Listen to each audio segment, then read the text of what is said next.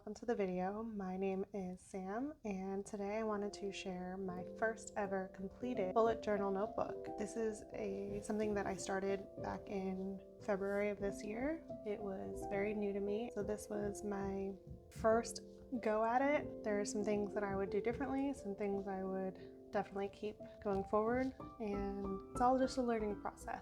So it's been a lot of fun. This notebook in particular, I have no idea where it is. It's on the back, it says Mara-MT collection, but I actually found it on the curb basically, and it was pristine at that point. Now it's all beaten up from carrying it around with me everywhere I've gone.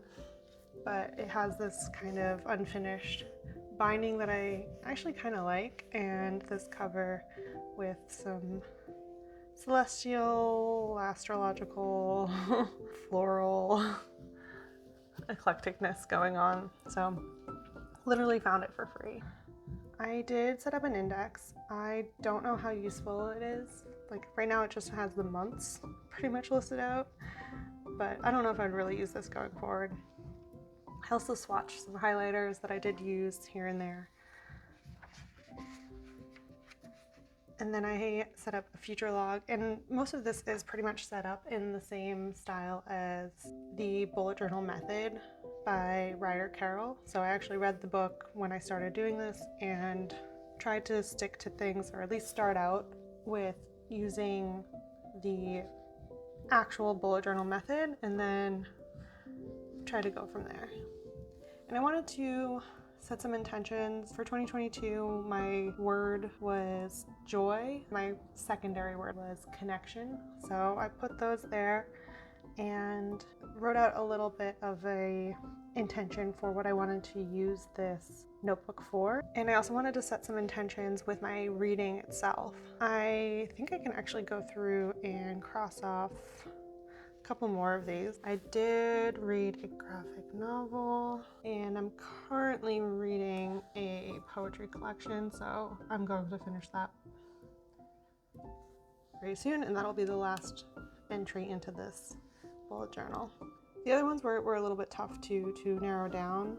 I wanted to make a point of reading things that were not just like hitting a number goal, and also reading not just what's popular at the moment. And that's why I included some of these own voice type of categories, as well as some different prize categories. So I didn't really hit my goals on the prize winning books as much. And there was also a couple different formats I wanted to include. So one of them was graphic novel, play, poetry, short stories, essay collections.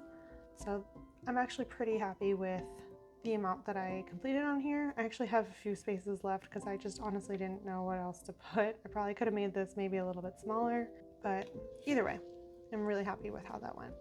And because I started this in February, I wanted to kind of practice by starting in with January as a monthly log, and then I wrote out my notes and reviews for the books that I read in January, wow, I read a lot of books in January. And then I did a quick January reflection. I wanted to incorporate some actual journaling into the bullet journal. And then I did a monthly log for February. Monthly log is also one of those things that I'm not sure, I haven't quite found it useful. And then I started using the actual bullet journal method for the dailies, which is basically just starting a new day, like going straight one into the next. But I found that I wanted to be able to plan ahead a little bit more, and so you'll see that I quickly switched to weekly logs where I set up the full week in advance and then just left a column for each day. This was actually great. I've stuck with this method and I don't think I will go back. And then I started doing pages, full page spreads for books when I finish them. Doing them in between my weekly spreads, just as they came up, as I finished them. And straight one to the next. I started to also incorporate little doodles and drawings. And I started also trying to incorporate like the weather, which seemed practical at the time, but I just didn't really keep up with it. Oh, Hamnet was one of my favorite books in the beginning of the year, so I actually did a little bit more doodling for this and tried to take up 2 full pages. I put in 2 quotes here, and quotes is something that I like putting in because I like seeing little snippets of the writing and something that I think kind of encapsulates the book or one of my favorite parts of the book, one of my favorite lines.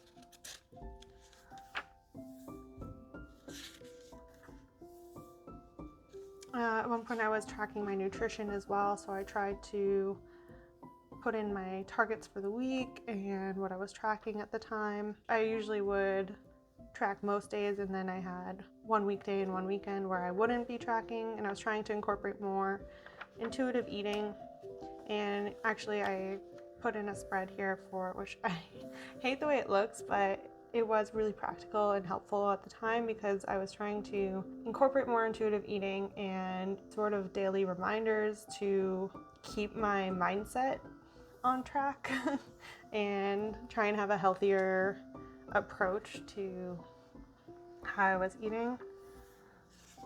This was an apartment design spread because I had 1,000,001 things that I wanted to get from my apartment. We moved into this place in November, and it took a long time to start getting it feeling like a fully furnished apartment. And yeah, and I was writing even like little affirmations from that spread for intuitive eating. If I wasn't tracking, I just filled it in with like a little reminder that I was trying to use, like an affirmation for the day. This one I can see that I didn't track at all. And even though I did have targets, I was working with a nutritionist at the time too, so it was helpful to kind of help myself get back into a healthier mindset when things started to fall off. I put a TBR here, which I pretty much never do. I track all my TBR on Goodreads and Storygraph, and it's always changing. It's always evolving. I'm always adding books to the TBR as I take them off. So this is one of my favorite series of the year. Well, one of the few series that I actually read entirely, which was Shadow and Bone. I really enjoyed it.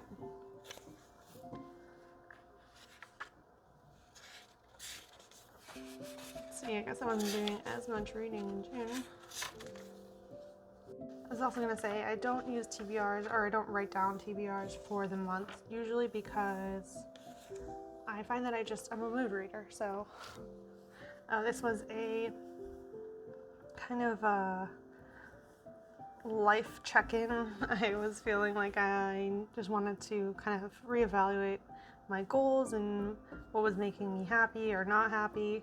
So there's a couple different exercises that I used, which all actually came from Michelle B, one of my favorite creators on YouTube.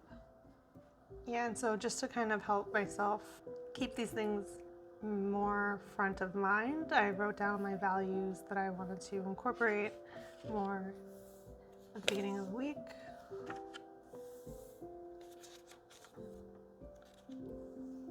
And then I also went to Colorado this year to see a friend get married. So that was the save the date. So I don't do a lot of collaging in my journal, but it was nice to have a place to kind of save these and highlight that moment a little bit.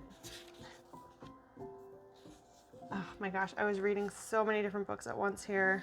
That's one of the things about being a mood reader, is that I just kind of switch around what I'm reading a lot of the time. Oh my gosh, and then I saw another friend get married. We went to New Hampshire for this, and I even gave a toast at that one, so I wanted to write it down and just remember how I felt that day seeing my friend get married.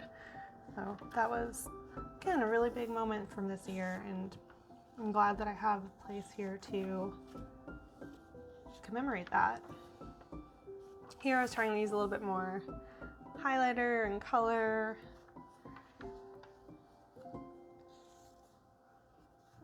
And then another reflection page. I think those were actually really valuable. It's just, I have a journal that I used to write in occasionally, and if I really find that I'm a little overwhelmed, I would write in it, you know, more regularly.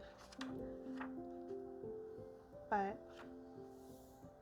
sometimes I would just forget about it for months and months and months.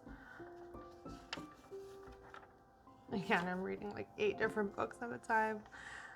Also, some of these I'm just carrying over that are like, I'm at 0 page, like I've read 0 pages that week from those books. And at some point I just put them back on the shelf and stopped trying to read them. Again, another favorite, Six of Crows. I'm actually currently watching the Shadow and Bone series on Netflix.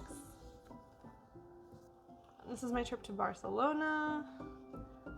So it was nice to have like a place to kind of save some of the special moments. This was one of the restaurants we went to, my boyfriend and I. This was a museum that we enjoyed, and this was a music hall that we checked out. So put some of the plans and recommendations of things that we wanted to do beforehand, and then I filled out, just wrote in and squeezed in as many highlights as I could. It was honestly hard to pick. There were so many things that felt like they could have been highlights, but I tried to be particular. And then I tried to draw the Catalonian flag, but the highlighters I had were not quite the right colors, so it looks a little bit off. My friend said, "Why do you have the Puerto Rican flag?" But it's the Catalonian flag. But yeah, those monthly reflections were really great. Like, it's just a good reminder to check in, and it's one of my favorite things in the new year is the reflection aspect. Also did the Final Empire. We did a book club. I have a whole vlog for that.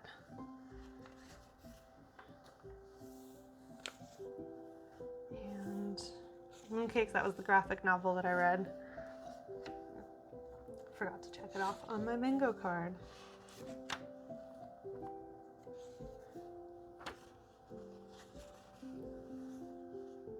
And then for this month, I was trying something different. I did a calendar kind of on its side there, and I don't know, don't love it, don't hate it, but don't love it. Still working on the monthly log situation. I tried to do a little weekly reset here. At this point, I was starting to prep for my new journal, so I was trying out a couple different little things to see what worked. This might have been my favorite book of the year, A Psalm for the Wild Built by Becky Chambers. But it's still kind of fresh in my head, so maybe that's why I'm thinking it's my favorite, since I read it so recently. And then this is the most recent book that I finished, House of Vesper Sands. And I have 1 page left here. I am going to use that for the poetry book that I marked off. But I've already started my new bullet journal. That's all for this one. It's been a really great tool for me this past several months, and I'm so glad that I found it. And if there's one thing I'll say is that I'm glad that I haven't been too harsh on myself or too strict about keeping things the same. or making them perfect. Just be willing to make mistakes, be willing to adapt. That's my 2 cents on bullet journaling. I hope you enjoyed and found something helpful or useful in this video. Maybe it's just, you know, the idea of incorporating a little bit of art here and there, or a little bit of reflection here and there in between all of the planning and the chaos that is our day-to-day lives. Thank you for watching, and I'll see you in another video. Have a great day. Bye.